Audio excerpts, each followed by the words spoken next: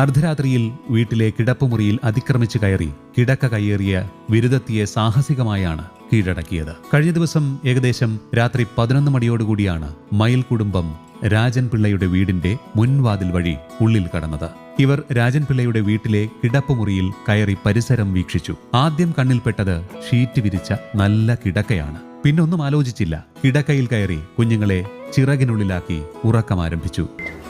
അപ്പൊക്കെ അയ്യത്ത് വന്ന് അവിടെ പോയി മതിയാടി ഇപ്പുറത്തൂടെ വന്ന് കിഴക്കത്തൂടെ വന്നിട്ട് നേരെ ഇങ്ങോട്ട് കയറി പോകുന്നത് പോയി ആ കട്ടിലേ കയറി അങ്ങ് കിടക്കുപോയി.